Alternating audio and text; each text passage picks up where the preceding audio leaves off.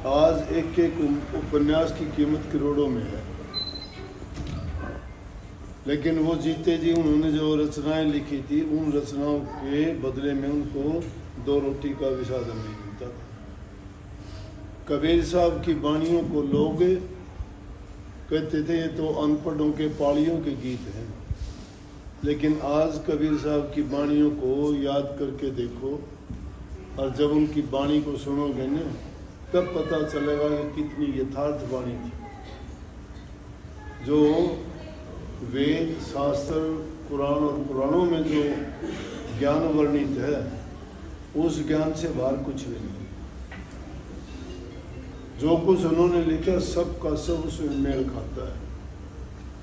और सभी संतों की जितनी भी बात होगी, क्योंकि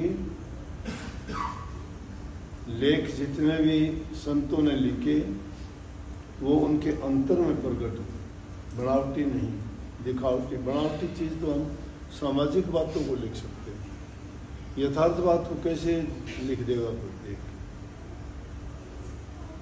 तो इसलिए जब भी कोई वाणी लिखने के लिए बैठते हो ना, कई बार ऐसे अवसर आए। सूरदास जी ने कृष्ण लीला का पूरा वर्णन किया।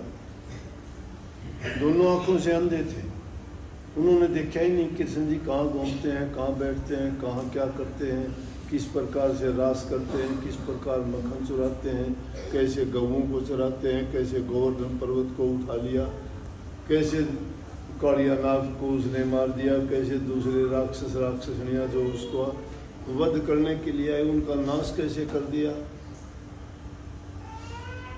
लेकिन उन सारी लीलाओं का वर्णन बिना आंख होते हुए कैसे कर दिया उन्होंने।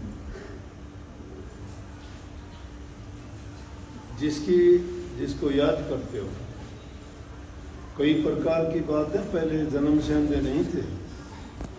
कुछ चीज तो उन्होंने देखी थी, लेकिन बाद में जो वाणियां लिखी, पहले जितनी वाणियां लिखी उन्होंने उनमें नाम आया सूरदास का। लेकिन जब अंधे हो गए तो वाणियां लिखी तो वो तो लिख नहीं पाते थे, देख भी नहीं पाते थे। तो कहते श्री कृष्ण जी ने वाणियां लिखी वो, और उन वाणियों के अंत में जो टेक जान लगाते हैं उसमें उन्होंने टेक में नाम भर दिया सूरश्याम। ये जो वाणी है ना, मैया मैं नहीं माखन खायो, ये उन सूरदास की वाणी है, मैया मैं नहीं माखन खायो। यशोदा माता जब उसको कहती है कि तूने इनका, ये गोपियां शिकायत करती हैं, तूने क्यों मक्खन खाया, मुंह पे मक्खन लगा हुआ है, और कहता है मैया मैं नहीं माखन खाए। पालियों की बात कहता है, मैया मैं गवालन बहुत सतायो, पालियों ने मुझे बहुत सताया। मोसो कह तो मोल कोली में तू जसोमती कर जायो, गोरी नंद जसोदा गोरी तू कच्चामल गात, चुटकी दे दे बाल हंसे और हंसात। तो ये सारी की सारी किसने लिखी। और आखिर में कैसे कि सूर श्याम और गोदन की सुन माता तो कि सूर श्याम इसमें नाम आया, तो कहते हो सूरदास ने नहीं, श्री कृष्ण जी ने सुन ली। इसी प्रकार से अगर सच्चे बन के तुम लिखते हो कोई चीज़, अगर तुम्हारी पूरी नहीं होती है, तुम्हारे दिमाग से निकल जाती है, वो अपने आप आके पूरी कर। लेकिन सत्संग के लिए ये है कि जितना सत्संग सुनता है अगले दिन इसका पूरा सुन ले। इतना प्रेमी आदमी से एक चित्त होके, एक रस होके, पूरे आनंद के साथ कोई सत्संग नहीं छोड़ता। सत्संग से वाणी के सिवाय कोई मतलब नहीं, इसको जीवन में सबसे यही चीज़ है इसकी प्रिय। और जिस दिन भी सत्संग सुन के आएगा अगले दिन आके पूछ लियो कि सत्संग क्या दिया था, एक अक्षर भी चूक नहीं करेगा, पूरा यूं का यूं सत्संग वर्णन कर देगा, यूं क्यों सुना देगा। तो ऐसा प्रेम जिसका हो, स्वामी जी महाराज ने लिखी प्रेमी, सत्संगियों को प्रेमी कहते हैं। प्रेमी अपना सुख नहीं देखता, दुख भी नहीं देखता ना। प्रेम में इतना मस्त होता है कि कुछ भी हो, लेकिन वो बस प्रेम में भाव विभोर होकर प्रेम ही प्रेम देखता है। तो स्वामी जी महाराज ने सार वचन में वाणी लिखी, प्रेमी सुनो प्रेम की बात। प्रेम की बात कैसी होती है वो सुनो। प्रेमी सुनो प्रेम की बात, सेवा करो प्रेम से गुरु की और दर्शन पर बन जाओ। प्रेम के बिना सेवा नहीं होती, प्रेम के बिना भक्ति नहीं होती, प्रेम के बिना आदमी का संशय नहीं जाता, प्रेम के बिना भरम नहीं मिटते, प्रेम के बिना दिल साफ नहीं होता। और जहाँ प्रेम हो जाता है वहाँ कोई किसी प्रकार का आपस में तर्क वितर्क नहीं, आपस में कोई किसी प्रकार का फर्क भी नहीं रहता। जिसका शुद्ध हृदय है दूसरे को भी वो शुद्ध और पवित्र हृदय वाला समझेगा। तो स्वामी जी महाराज ने क्या कही कि प्रेमी सुनो प्रेम की बात, सेवा करो प्रेम से गुरु की और दर्शन पर बरकत जात। वचन प्यारे गुरु के ऐसे जस माता सुतोतरी बात, कि गुरु के वचन इतने प्यारे लगने चाहिए जैसे बच्चा जो है पानी को मानी कहता है, उसकी माँ को बड़ा अच्छा लगता है ना। है? मम्मी को टम्मी कह दे, कम्मी कह दे, कुछ भी कहता है उसको अच्छा लगता है। रोटी को ओटी कहता है, अच्छा लगता है उसको। तोतरी बात, तोतरी जवान तब होता है, लेकिन उसकी माँ को कितना अच्छा लगता है। इसी प्रकार शिष्य को गुरु के वचन इतने अच्छे लगने चाहिए जैसे माँ को अपने छोटे बच्चे के वचन। वचन प्यारे गुरु के ऐसे जस माता सु तोतरी बात, उठत बैठत सोवत जागत और खावत पीवत बिसर नहीं जात। कैसे याद रखो? उठत बैठत सोवत जागत खावत पीवत बिसर नहीं जात। खाते हो, पीते हो, उठते हो, बैठते हो, सोते हो, जागते हो, याद रखो। ऐसी लगन गुरु संग जाकर वो गुरुमुख परमार्थ पाना। अगर परमार्थ और भक्ति के रास्ते पर चलते हो तो ऐसा गुरुमुख जो होगा, ऐसा ये काम करता है, उसको वो परमार्थ का परिणाम मिलता है। और ऐसी लगन गुरु संग जिसकी नहीं है सो सब हिरसी जानो। हिरसी, हिरसी कौन? जो रीस कर ले, जैसा रीस करे है, नकल, देखा देखी, दिखावटी बनावटी, दिल से नहीं। प्यार दिल से, दिल से प्यार होता है, वो दिखाने की जरूरत नहीं। कई आके कहते हैं, ये लड़कियां आके कई बार शिकायत करती हैं, ये मेरा घरवाला शराब पीता है। निकम्मे आदमी है, जिंदगी को जिसने बर्बाद करना है, शराब से क्या मिलता है बताओ? पैसे की बर्बादी, शरीर की बर्बादी, परिवार की बर्बादी, हर प्रकार से सारे दुख रोग बीमारी एक चीज से लगते हैं और फिर भी नहीं संभलता। और सबसे बुरी बात ये, बच्चे बड़े बड़े हो जाते हैं, लड़की लड़के शादी लायक होते हैं, बच्चे भी उसको कहते हैं कि आप ये काम ना किया करो। फिर भी उनको ये लज्जा और शर्म नहीं आती कि तेरे बच्चे तुझे शिक्षा देते हैं, तुझे उनको शिक्षा देनी चाहिए, और ये उल्टी गंगा पहाड़ कैसे चढ़ने लग रही है। फिर भी उनको लज्जा और शर्म नहीं है। फिर उन बच्चों को दोष देते हैं। अगर कोई बच्चा उनको मना करता है, बोलता है, तो उनको कहते हैं कि तू मुझे शिक्षा देने वाला हो गया। ये बर्बादी है। अब नौजवान, उन बच्चों को कौन मना कर देगा? जिनके माँ बाप गलत रास्ते पे चलते हैं, अपने बच्चों को रोक लेंगे वो? अपने जो समाज में ये कहते हैं कि देखे बाप घर करे आप घर। जो अपने पिता के घर में देखती है, लड़की को लड़का को, वो बाहर जाके अपने घर में वैसा ही करेगा जैसे अपने पिता के घर से संस्कार लिए। जिनको संस्कार अच्छे नहीं मिले ना, किसी के पास धन हो, गाड़ियां हो, कोठियां हो, बंगले हो, सुख हो, कुछ नहीं है ये। जिस इंसान का कैरेक्टर नहीं है, जिस इंसान के अच्छे संस्कार नहीं है, वो दुनिया में रहो ना रहो कुछ नहीं है। लोग आगे से नहीं पीछे से बोलते होंगे, लेकिन खुदा के दरबार में तो उसका खाता जीरो है। वहाँ क्या खाता है उसका? प्रभु को भक्ति प्यारी है और कोई चीज़ प्यारी नहीं है। ये मौका भी इसीलिए मिला, तो क्या करते? बर्बाद कर लेते। तो ये चीज़ नकल करने की नहीं है। नकल करो तो अच्छा काम करने की।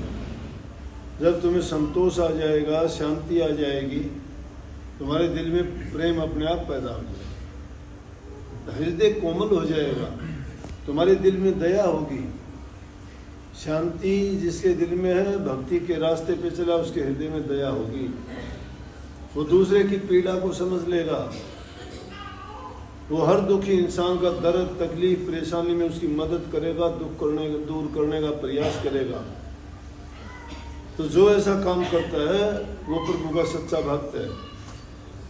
पहले अपने आप को सुधारो, फिर अपने घर परिवार के बच्चों को, परिवार के सदस्यों को सुधारो, फिर समाज में निकलोगे तो तुम्हारी बात को दूसरे लोग भी मान लेंगे, क्योंकि वो समझेंगे इस इंसान ने जब अपना इतना अच्छा कर लिया और उसको देख के दूसरे लोग भी अच्छा करने लगे। समझ गए? तो ये जो बात बताई बहाने बना लेते हो, फिर कहते हो, कई आके कहेंगे मेरा घरवाला शराब पीता है। अच्छा, मैं आपका फोटो लेके गई थी, फोटो पाट दिया, फेंक दिया। क्यों फेंक दिया भाई? कोई दुष्ट इंसान होगा, मैं तो दारू पिए हुए फोटो के आगे मत्था रगड़ते देखे हैं। गलती माफ करिए बाबा, बनास पी ली। कितने मेरे टकराते जानते हैं ना, और वो डामाडोल मिल भी जाएंगे तो हाथ जोड़ के ना अन्यों कहे बाबा माफ करना, मैं ठीक नहीं, मैंने वो गलत काम कर रखे। देखो भावना उसकी है। तो शराबी लोग वो तुम्हारे फोटो नहीं फोड़ते, तुम फुटवाते हो, तुम उनके साथ जिद करते हो।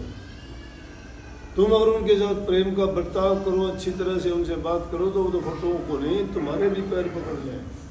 लेकिन तुम्हारी परेशानियों के कारण भी ऐसी हालत होती है कई बार। जिद ना करो, प्रेम बहुत बड़ी चीज है। और फिर फोटो तो कागज के होंगे, शीशे के होंगे, लकड़ी के होंगे, उनको तो पाड़ के फेंक देगा। वो फोटो नौरे बिठा लो, हृदय में बिठा लो, कौन काटेगा?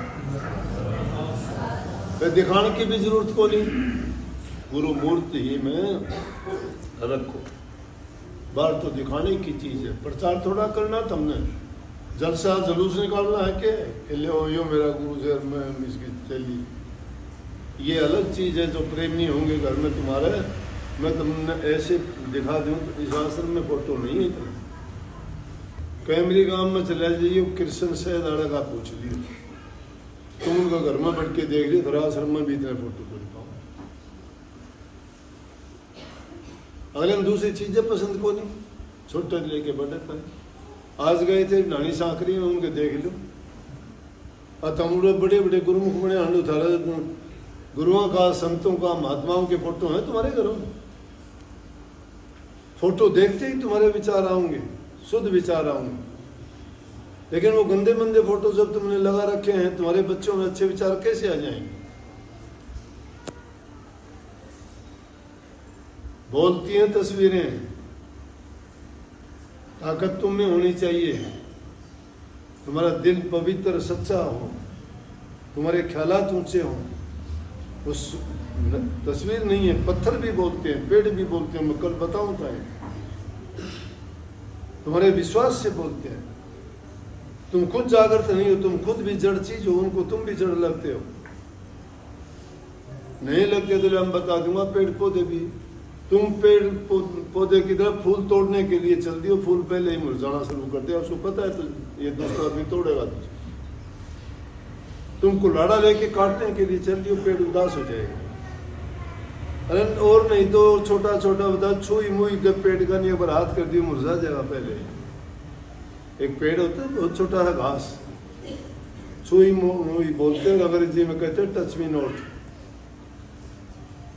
तो छोटा सा होता है वो घास की तरफ, हाथ करोगे ना बुझ जाएगा बेचारा, हाथ करते ही। तो उनमें भी ये है। तो इंसान तो सब कुछ जानता है, इसमें ज्ञान बुद्धि विवेक विचार सब कुछ होते हुए भी ये बर्बादी की चीज को तो ढूंढता फिरता है, अच्छाई के रास्ते पे नहीं चलता। तो ये ऐसी चीज है कि जिनको हम सही दिल से और सच्चाई के रास्ते पे चलते हुए उनको अपने हृदय में कायम कर लेना, तो हमारा जीवन पवित्र हो जाए। यही भक्ति है। ये नाम तो ओट है,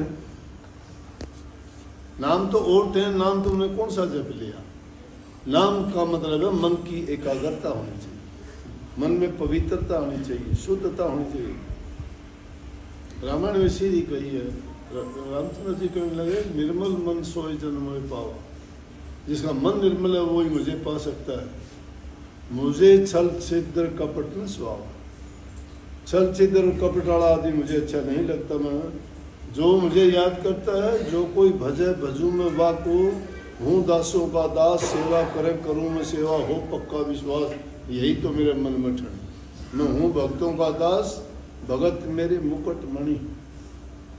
पग धोऊं दाबूं सेज बिछाऊं, परमात्मा कहता है कि मुझे जो याद करता है उसके पैर धोऊं। कृष्ण जी ने सुदामा के पैर धोए कि नहीं धोए? कहता है पग धोऊं दाबूं सेज बिछाऊं, बिस्तर बिछाऊं, नौकर बनूं हजाम, उसका नौकर बन के रहूं। धन्य भगत का नौकर बन के खेतों में काम करया कि नहीं करया? सैन्य भगत की जगह नायक बन के राजा की सेवा करी कि नहीं? पग धोऊं दाबूं सेज बिछाऊं, नौकर बनूं हजाम, आंकूं बैल बनूं गढ़वाला, बिन तनखा का रथवान। नरसिंह जी की गाड़ी लेके गया कि नहीं लेके गया? और कृष्ण जी अर्जुन का रथ का रथवान बना कि नहीं बना? भक्तों के लिए हाजिर नाजिर परमात्मा। परमात्मा कभी क्या सोचते हो, सातवां आकाश पर नहीं बैठा। तुम्हारे काम करने के लिए परमात्मा किस भेष में आता है तुम्हें पता भी नहीं लग रहा। तुम कहीं जाते हो, तुम्हें चोट लगी, अचानक कोई आदमी आता है, तुम्हें संभाल लेता है, कहां से आ गया, कहां से उसमें दया आ गई। और लोग तो छोड़ छोड़ के सड़क के किनारे से आपकी तरफ देखते हुए चले गए, किसी ने नहीं उठाया। लेकिन जो इंसान आपको उठाने के लिए आ गया, समझो कि ये वो आम आदमी नहीं है, वो किसी आदमी का रूप धर के स्वयं परमात्मा है। अगर नहीं आया है तो उसके अंदर वो प्रविष्ट होकर उससे वो काम करवा रहा है। और वो परमात्मा की कोई आकृति नहीं है, उसका तो रंग रूप कुछ है ही नहीं। तो भाई उसको याद करोगे तो वो दूर कभी नहीं है, याद नहीं करोगे तो तुम्हारे पास भी कभी नहीं है।